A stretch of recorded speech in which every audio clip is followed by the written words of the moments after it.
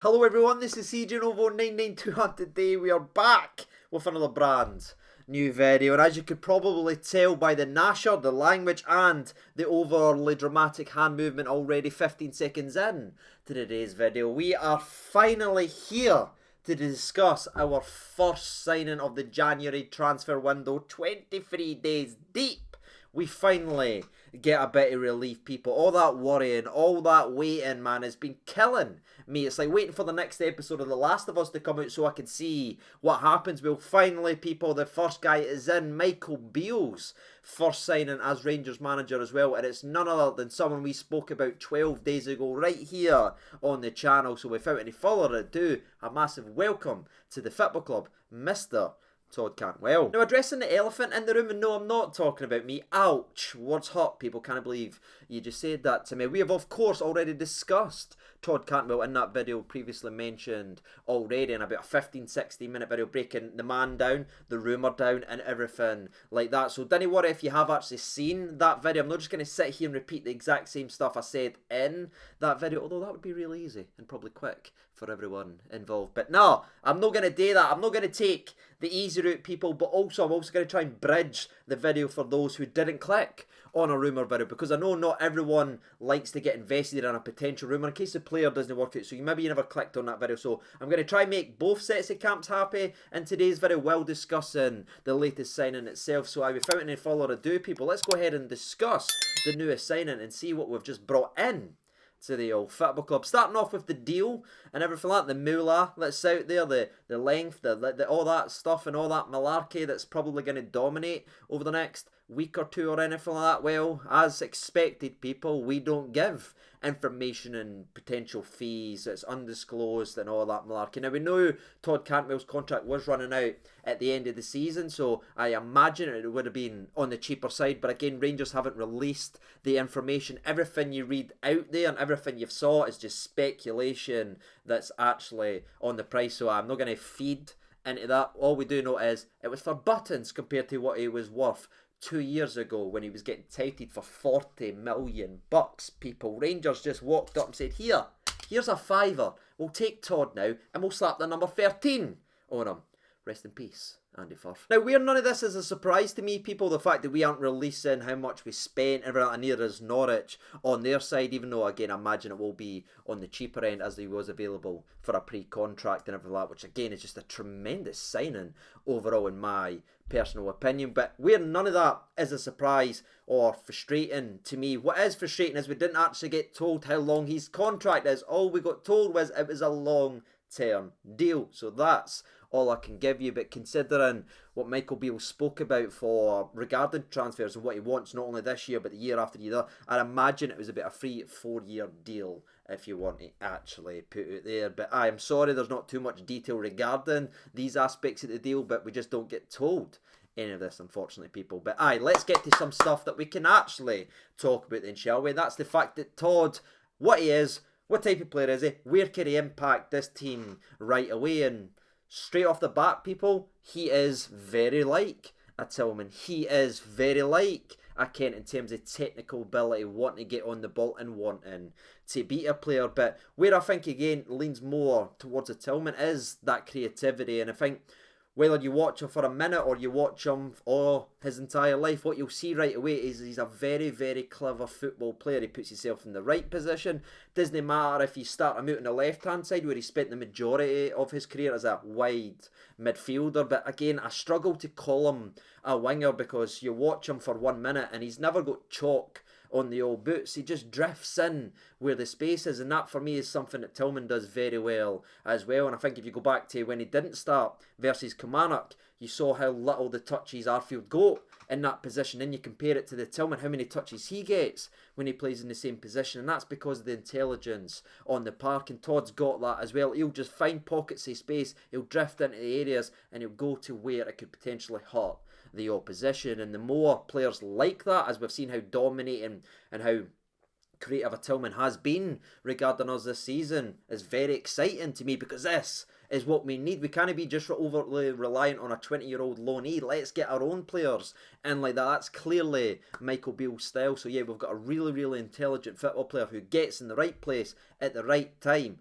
And has a trick or two. And I think the perfect example is such a short little clip, but I think it tells you everything you need to know about the laddie. He was in a penalty shootout with Norwich versus Spurs at Tottenham Stadium against the Tottenham fans and everything like that, right? And he was stepping up for the penalty shootout. So he walks up, the goalkeeper's trying to get in his face, he's trying to talk a little try, he's trying to bounce the ball. So Todd just takes the ball from him, just starts doing keepy uppies in front of the goalkeeper, in front of the referee. After he does 5 or 6, he puts the ball on the spot, walks up, puts it in the top bin and walks away, doing that to not only the goalkeeper but the crowd. That type of mentality, that type of pressure, that type of sauce is exactly what we need to add more to this team on, people. He's got son. And following on from that thread, people, just to want every single person who's tuning in to today's video, he probably will frustrate a lot of us, so we should prepare for that, because he's not a safe possession style player. He's not a pass the back, let's keep the ball ticking. No, he wants to create, he wants to go forward, and again, he will take chances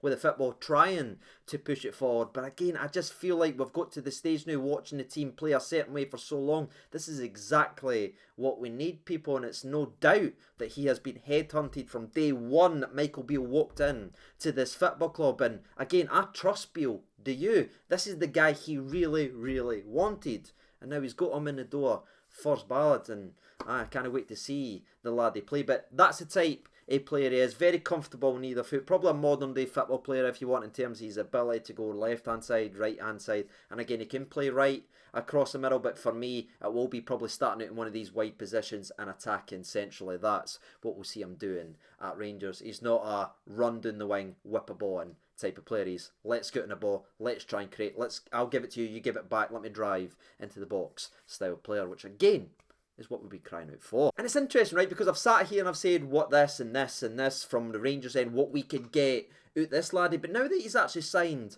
on the dotted line, let's look at it from his perspective as well, because he is that type of player, playing for Norwich. No disrespect to Norwich, but again, they are an up and down team. They go up to the Premier League, they come straight back down again, they play some good football, they go up and down, up and down. The inconsistency of a Norwich has certainly played its part in Todd Cantwell's career as well, as he's had a little bit of inconsistency, but now he's joining a team, people, that will dominate 99.9% of every game that they actually play. He will get a lot more opportunities on the ball. He will get a lot more opportunities to be creative. So it's no wonder this lad is chomping at the bit and was willing to take this move that a lot of people down south are scoffing and looking at and saying, what is this laddie doing this for? He was worth 40 million 2 years ago. Now he's coming up to Scotland. They hate it, people, but it's completely understandable from his perspective that he will get a real opportunity to shine and flourish in this attacking Rangers side, and I really hope it works out for a laddie, because some people are calling this a career restart and everything. The lad's 24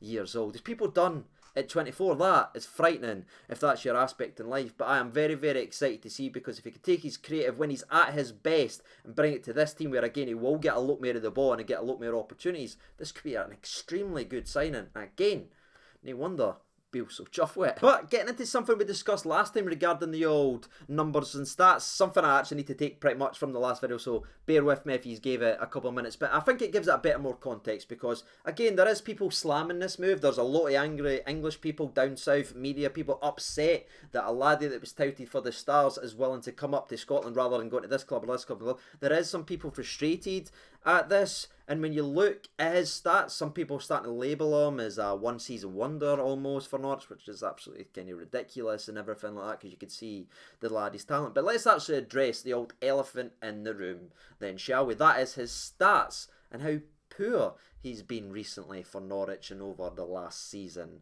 or two, which I think is fair to actually look at. And if you look at it so far, before joining Rangers, he had played 19 games in all competition with 0 goals and 0 assists and a couple yellow cards. Now, people might look and say, CJ, you've just told me this guy's creative, this guy's this, but yet he's not getting any goals or assists. What are you smoking under that hat? And it's a fair question to actually add, but again, you have to go a wee bit deeper and actually look at it, and where Norwich is. Did he feature in their plans? No. Did he fit into their plans. No, there's rumblings and all that there was a falling out and frustrations on either camp and everything like that, and I think it's quite clear to see if you actually look at the minutes and how much he actually played that there was something clearly going wrong and he just wasn't a part of the plan. Sometimes that isn't happening, people. That doesn't mean you're a bad player. I mean, Brian Laudrup was in the boot getting chased out the stadium because he was playing so poorly. Now, again, I'm not sitting here saying he's the exact same as Brian Laudrup. He's not going to have Brian Laudrup impact, but I'm just saying somebody could play at a club and it could go wrong and then come to another club and work. Just the same as we've seen players play brilliant. And we're like, oh, let's sign him. Then he comes here and drops a deuce egg. It doesn't always tell you the story. And when you look at his time at Norwich, you have to look into the minutes that he's actually been playing. And it's no wonder he's not had the impact that we probably all expect from a player of his talent. Because from those 19 games, which again is a lot, he has only been a part of the starting 11 35% and only played 37% of the minutes available, and they've not really been to his best. He's came on to games now. Again, he has played 60 minutes in the odd game here or there, but you can clearly see it's not been working out and he's been needing a fresh start, and he probably just needs someone to put his arm around him and says, believe in you. It's very similar. If you look at how Ryan Kent was playing under Giovanni, and now he's got a manager that truly believes in him and is putting him in a position to be the best version of himself. You've seen Ryan Kent jump up, and I think there could be genuinely something almost exact replica that somebody just to look at Cantwell will say, right, you're a good player, mate, I trust you, go out and be the guy. And again, I'm hoping that's the type of success, but that was his season so far. 0 goals, 0 assists in 19 games with very little minutes actually played. And you know, whilst we're here, people, let's go ahead and finish up the old numbers then, shall we, by looking at him before he came to Rangers and his entire footballing CV before joining Rangers and slapping goals and assisting. Big Todd, if you didn't mind, he has played 132 games, grabbing 13 goals, 10 assists and a cheeky 19 yellow card, showing he's got a wee bit of bit between his teeth as well. He's no a pushover, he's no a guy that's going to get bullied, people. He does get stuck in, he's got a wee bit of trigger, and again, he's got a wee bit of graft to his game as well. He's not the type of player that's just going to stand there and watch the game go by, wait on to a back heel or something like that. No, he gets stuck in, people. He does get wound up, and that probably happens when you come from the youth academy and you grow up playing Premier League and Championship level. That's what he's known, and because of the type of player he is with the flicks and tricks, he's been kicked all his days already at 24, and that usually goes one or two ways. Either you can embrace it and you take it and you run with it, or you start to shy away and you start to change your game. Thankfully for Todd, he's never been put off by getting kicked lumps out of per game, and again, judging by his yellow cards, he quite likes to get amongst it as well, which I imagine will add an extra bit of bite and an extra layer to it being at Rangers, because we know what happens to our creative players up here. So anyone worried about him getting bullied or blown away on the park or hiding or anything like that, he's not done it so far in his career, and he's played at a pretty high level. And if I'm honest with you, people, all we've got to do now is look at the competition for places, because again, some people might say, well, this is the Ryan Kent replacement, because again, he starts on the left, he cuts inside, it all makes sense. So it could be the Ryan Kent replacement, or people, could Michael Beale, the Rangers manager, be looking at this and saying, well, Kent can start for the right and drift central. Todd has started on the right and went central. Todd's even played in the centre mid position as well, very similar to what a Tillman has been doing recently, playing in the midfield free but having the freedom to go forward. Todd's played a lot there, which I imagine he'll probably play for us now that Ryan Kent is obviously still here. But imagine Beale's looking at this and wanting a Kent, wanting a Tillman and wanting a Cantwell, all on the park at one time.